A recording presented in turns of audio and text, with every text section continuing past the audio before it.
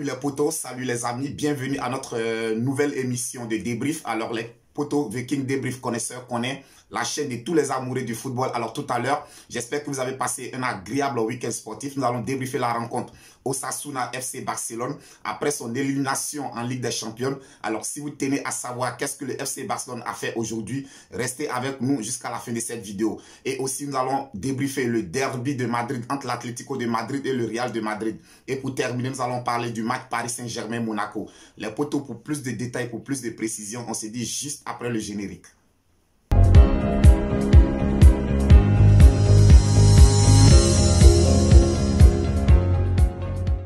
Alors, les potos, après son élimination cette semaine en Ligue des Champions, on attendait de voir le nouveau visage du FC Barcelone en championnat. Et aujourd'hui, les Blaugrana se déplaçaient du côté de Osasuna, match nul entre les deux formations sur le score de 2 buts partout. Alors, les potos, pour débriefer ce match, je voudrais dire, l'équipe du FC Barcelone regorge de beaucoup de talent. Il y a des jeunes joueurs très talentueux, des jeunes joueurs très promoteurs. Mais le problème de cette équipe, c'est que ces jeunes gens, tous ces talents ont une difficulté à s'exprimer dans le collectif. Aujourd'hui, le collectif n'existe pas au sein de l'équipe du FC Barcelone. À les regarder jouer, on a l'impression que chaque action est faite de façon individuelle, chaque action est faite de façon solennelle. Il n'y a pas le collectif qui s'exprime, on ne sent pas vraiment une équipe. Quand tu regardes le FC Barcelone, ils essaient de presser, mais un pressing se fait en groupe, un pressing se fait en équipe. Le pressing ne peut pas se faire de façon individuelle. C'est une équipe qui évolue carrément divisée en trois. Alors il y a les défenseurs de l'autre côté, le milieu de terrain et les attaquants qui sont carrément esselés. Donc je pense que dans ce contexte de figure, ça ne peut pas marcher, un pressing ne peut jamais marcher. Alors aujourd'hui, l'équipe du FC Barcelone, c'est une équipe qui n'a pas de leader. Quand tu regardes les anciens tels que Gérard Piqué, les anciens tels que Sergio Busquets, qui est même le capitaine, aujourd'hui, ils n'ont aucune influence sur les jeunes qui viennent d'intégrer cette équipe-là. On ne sent pas de leadership au sein de cette équipe. Il n'y a pas quelqu'un au sein du FC Barcelone capable de pouvoir révolter ces jeunes, de pouvoir motiver ces jeunes à aller vraiment chercher des résultats comme c'était le cas dans le passé. Dans le passé, il y avait un certain Lionel Messi, quand ça n'allait pas, il prenait la responsabilité de décanter la situation. Aujourd'hui, au FC Barcelone, vous n'avez pas un certain Lionel Messi. Donc, ce qu'il vous faut pour pouvoir aujourd'hui aller de l'avant, c'est la solidarité, la combativité et vraiment l'agressivité positive dans le match. Mais on ne voit pas aujourd'hui, on ne sent pas cette agressivité positive dans le match. Les joueurs du FC Barcelone refusent de faire des efforts. Quand on a regardé durant tout le match, durant toutes les 90 minutes, tout le collectif du FC Barcelone n'a couru que 105 km. Tandis que son adversaire Osasuna ont couru 109 km. Donc c'est pour dire que les joueurs du FC Barcelone aujourd'hui sont très avares en effort, ils ne fournissent aucun effort. Alors sinon, quand tu regardes le jeu, tu sens que tactiquement, il y a quelque chose qui est mis en place, il y a un travail qui est en train d'être fait. Il reste maintenant aux joueurs. Il reste aux joueurs de pouvoir maintenant prouver sur le terrain. Et cela, pour l'instant, nous n'avons pas ça au sein du FC Barcelone. Alors aujourd'hui, il nous faut encore au niveau du FC Barcelone, il faut un attaquant de renommée. Il faut un attaquant vraiment d'une carrure internationale. Agüero a été recruté, mais malheureusement qu'il est blessé. Alors aujourd'hui, au début de saison, on a un certain Memphis Depay qui nous a vraiment flatté, nous a vraiment fait rêver. On a cru que Memphis Depay était capable de remplacer Lionel Messi au sein de cette équipe, mais vraiment, ça n'a jamais été le cas. Aujourd'hui, il n'a pas évolué, il a été remplacé par Luc de Jong. Lui aussi, franchement, je pense qu'il n'a pas le niveau du FC Barcelone. Donc, à regarder le FC Barcelone aujourd'hui jouer les poteaux, ce que j'ai souligné comme remarque, il n'y a pas de collectif, il n'y a pas de combativité, il n'y a pas de leadership. Et le FC Barcelone a besoin d'un attaquant, vraiment un finisseur devant, parce que le FC Barcelone se crée quand même pas mal d'actions, mais il n'y a pas de grands attaquants pour pouvoir finaliser ces actions-là.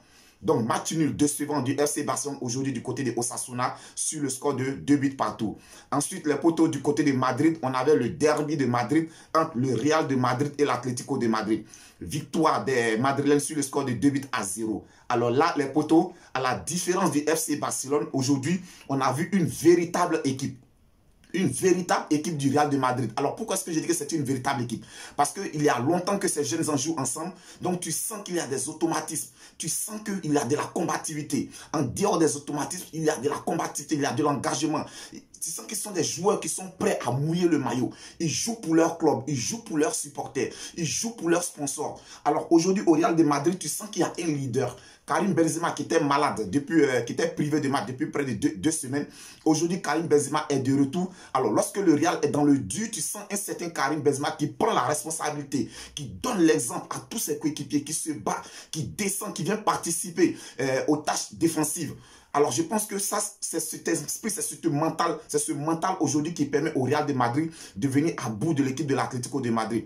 Parce qu'à vrai dire, dans les 10 premières minutes, ça n'a pas été un match facile. On a vu une équipe de l'Atlético de Madrid qui a beaucoup joué regroupé, les 10 qui défendaient à 10 et qui procédaient par des contre-attaques ultra rapides. Alors, dans les 10 premiers, c'était vraiment compliqué pour le Real de Madrid. Il a fallu que vraiment Karim Benzema donne le coup d'envoi, montre vraiment la voie à suivre à tous ses coéquipiers, c'est-à-dire se battre, aller chercher, se battre, se déplacer. En tout cas, il était vraiment disponible pour tous ses partenaires. Il donnait toujours une solution de passe quand ses partenaires avaient le ballon. Et à la perte de ballon, il participait aussi à l'effort défensif pour récupérer le ballon. Donc, c'est ce mental aujourd'hui qui a permis au Real de Madrid de dominer cette équipe de l'Atlético de Madrid. Alors, je dirais que le leadership aujourd'hui est très, très important. Le leadership est très important parce que quand tu regardes des joueurs comme Modric, aujourd'hui, Modric participe aux tâches défensives. Du début du match jusqu'à la fin, Modric était dans tous les coups défensifs et tous les coups offensifs. Donc, je pense qu'une équipe qui évolue de la sorte, c'est bien sûr que les résultats soient positifs. Alors, quand on regarde la force première du Real de Madrid aujourd'hui, les potos, quand j'ai regardé le match, c'est son milieu de terrain. Tu sens qu'il y a des automatismes, tu sens qu'il y a de la complémentarité. Lorsque Toni Kroos se projette vers l'avant, tout de suite, tu vois un certain Casemiro qui reste en arrière pour assurer les tâches défensives.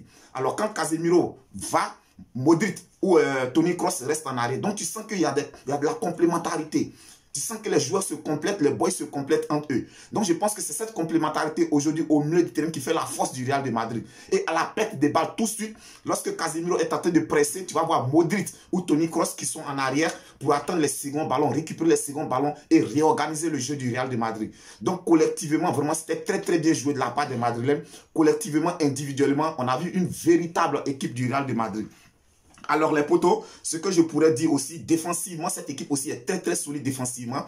Alors avec Thibaut Courtois qui revient à son meilleur niveau, aujourd'hui il a fait de très très grands arrêts. Je dirais même que peut-être, à part les 2 passes décisives de Vinicius Junior, il fait partie des hommes du match parce qu'il a fait vraiment des arrêts décisifs. N'eût été vraiment les arrêts décisifs de Thibaut Courtois, je pense que ce match aurait pu se terminer sur un match nul. Donc, grand match, grande prestation de Thibaut Courtois. Depuis plusieurs matchs, il enchaîne les bonnes prestations et cela, je pense que c'est positif pour toute l'équipe du Real de Madrid. Alors, parlons de Vinicius Junior. Depuis, comme à l'image de son début de saison, aujourd'hui, Vinicius Junior a été encore une fois de plus décisif pour le Real de Madrid. Tous les 2 buts du Real de Madrid sont venus du côté de Vinicius. Il a été auteur de 2 passes décisives.